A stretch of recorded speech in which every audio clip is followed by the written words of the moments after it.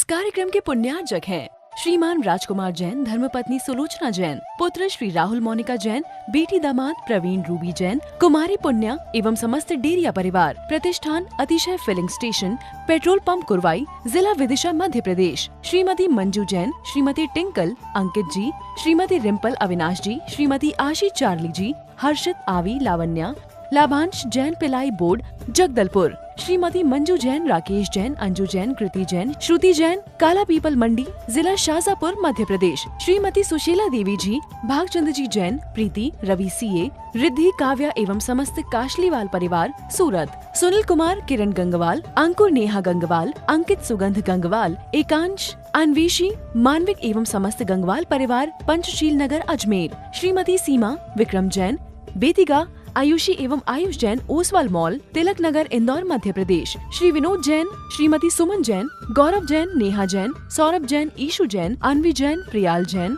अयांश जैन, अरहत जैन, श्रीमती अनीता, सनत कुमार शिक्षक, रविंद्र मोहन एवं रजत कुमार जी, समस्त परिवार, पठारी, विदिशा, मध्य प्रदेश। यदि धर्म की दृष्टि से देखा जाए तो आज की पावन तिथि में, श्रावण शुक्ला पूर्णिमा की उस तिथि में, एक आत्मा परमात्मा को प्राप्त हुई थी।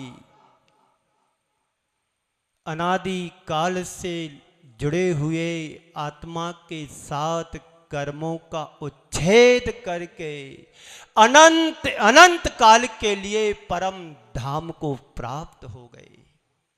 यह धार्मिक पर्व है, आध्यात्मिक पर्व वो पर्व माना जाता है।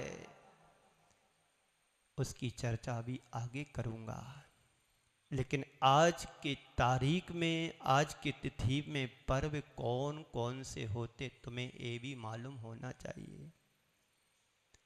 आप लोग तो पर्व जन्मदिन ज्यादा मनाते हो, और ज्यादा सी है तो शादी की सालगिरह भी मना लेते हैं, और ज्यादा सी है तो पूर्वजों को याद कर लेते हैं। ये अपना हिसाब किताब है। पर संत कहते हैं इस अर्थ में हम सभी के लिए पर्व त्योहार बड़े महत्वपूर्ण हैं। हमारे देश में कई तरह के त्योहार और पर्व हैं, जैसे सामाजिक पर्व है, राष्ट्रीय पर्व है, ऐतिहासिक पर्व, धार्मिक पर्व, आध्यात्मिक पर्व और सांस्कृतिक पर्व के रूप में हम मनाते हैं। हम लोग हर वर्ष हर पर्व त्योहार को अपनी अपनी भूमिका के अनुसार मना लेते हैं। अभी आप लोगों ने अपनी अनुकूलता से लाड़ू चढ़ा दिया, बोलो चढ़ाया? क्यों चढ़ाया? कौन सा पर्व है जी, बोलो। ये धार्मिक पर्व के साथ साथ आध्यात्मिक पर्व भी है। सामाजिक पर्व अपनी अपनी समाज के अलग अलग पर्व होते हैं। सामाजिक पर्व के रूप में ऐसा कहा जाता है जो बुंदेलखंड में प्रचलन को, प्रसिद्धि को प्राप्त है। जब किसी परिवार में शोक संताप होता है तो आप लोग एक दूसरे के घर जाकर के कजलियां देते हैं कि भाई साहब दुख की घड़ी तुम्हारे घर आई है, मैं क्या कर सकता हूं। दो शब्द सांत्वना के देकर के आते हैं। ये सामाजिक पर्व है जो समाज के स्तर पर करते आप सभी लोग, जिसे लोग एक पर्व के रूप में बड़े आदर और सम्मान के साथ मनाते हैं। राष्ट्रीय पर्व वो पर्व माना जाता है जैसे गणतंत्र दिवस, स्वतंत्रता दिवस, गांधी जयंती आदि के पर्व के रूप में, त्योहार के रूप में आप लोग मनाते हो। मनाते कि नहीं मनाते, बोलो। ये राष्ट्रीय पर्व है जिसके माध्यम से लोग अपने राष्ट्र के प्रति गौरव समर्पित करते हैं। ये राष्ट्रीय पर्व है। ऐतिहासिक पर्व है। इतिहास में घटित होने वाली घटनाओं को याद करके हम उस पर्व त्योहार को मना लेते हैं। जब कोई विशेष पर्व त्योहार मनाते हैं तो वो ऐतिहासिक पर्व बन जाता है। हमारे इतिहास में ऐसी अनेक घटनाएं घटती हैं, घटती रहती हैं, जिसे हम याद करके पर्व के रूप में मनाते हैं, जिसके आधार पर हम ऐतिहासिक पर्व के रूप में मनाते चले आ रहे हैं। धार्मिक पर्व क्या कहलाता है? धार्मिक पर्व वे पर्व माने जाते हैं जो उत्सव के रूप में हम मनाते। अभी आपने उत्साह और उमंग से भर करके श्री अंशनाथ भगवान को अर्घ्य समर्पित किया। इसके पहले तुमने मुकुट सप्तमी के दिन पारसनाथ भगवान को याद किया, उनके चरणों में जाकर के वो लाडू चढ़ाया कि हे प्रभु, आपके जीवन में संकट तो आए, लेकिन मुझे वो सामर्थ्य अंदर प्रकट करने का आशीर्वाद दो कि हम भी संकटों को झेलने में समर्थ हो सके। धार्मिक पर्व वे सब धार्मिक पर्व की श्रेणी में आते हैं। हर रोज हर धर्म में कोई ना कोई पर्व त्योहार अपनी मान्यता के आधार पर मनाते रहते हैं। समाज में त्योहार आते रहते हैं। जैसे 10 लक्षण पर्व जो आने वाला है आपकी तैयारियां? बोलो, ऐसे ही रहेंगी? 10 लक्षण धर्म तुम्हारे लक्षणों को सुधारने के लिए आते हैं। इन 10 लक्षणों में से एक लक्षण तुमने ग्रहण कर लिया, तुम्हारा तो उद्धार हो जाएगा। इसकी चर्चा तो आने वाले दिनों में बड़े सुंदर तरीके से होगी। मैं देखता हूं कि तुम्हारे जीवन के लक्षण में और 10 धर्म के विलक्षण लक्षणों में क्या परिवर्तन अंतर है। 16 कारण पर्व के रूप में आप लोग मनाएंगे, और अष्टानिका का पर्व तो वर्ष में 3 दफे आता है। बोलो, आता कि नहीं आता? सब पता है प्रभु, पर उसको अनुभव में बिरले लोग ही ला पाते हैं। और इसके बाद सांस्कृतिक पर्व है, जो हमारी संस्कृति के साथ जुड़ी हुई जो भी पर्व त्योहार होते हैं, जिससे हमारी संस्कृति की गौरव गाथा प्रकट होती है, वे सब सांस्कृतिक पर्व की श्रेणी में आते हैं। जैसे हम लोग श्रुत पंचमी को मनाते हैं, जो निकल गई है, गर्मी के टाइम आती है, गर्मी के समय मनाते हैं। जिस दिन हमारी संस्कृति में सबसे पहले ग्रंथों को लिपिबद्ध किया गया था। सठ खंडागम जैसे, कसाय पाहुड़ जैसे ग्रंथों को आचार्यों ने बड़ी मेहनत और साधना के बल पर तैयार किया। उस दिन सठ खंडागम ग्रंथ की परिपूर्णता हुई थी। इसलिए हम श्रुत पंचमी के रूप में श्रुत स्कंद की पूजन करके मनाते हैं। और एक आध्यात्मिक पर्व होता है, वह पर्व जिससे हमें एक आध्यात्मिक प्रेरणा प्राप्त होती है। अध्यात्म को आप सामान्य नहीं समझना, वो तुम्हारे अंदर की आंतरिक प्रणति का प्रतीक है। आध्यात्मिक पर्व है जो आध्यात्मिक हमारी चेतना को जागृत करता है। जैसे पर्युषण पर्व आध्यात्मिक पर्व भी है और धार्मिक पर्व भी कहा गया है, जिसे हर वर्ष मनाते हैं। इस वर्ष भी आप सभी लोग मनाएंगे। कुछ यहां मनाएंगे, कुछ वहां मनाएंगे, कुछ गांव के बाहर मनाने जाएंगे और कुछ वीर गति को प्राप्त भी हो जाएंगे।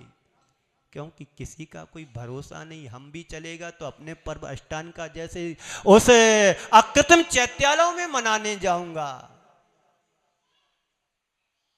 है। हाँ, आज का पर्व है रक्षा बंधन पर्व। याद है तुमको?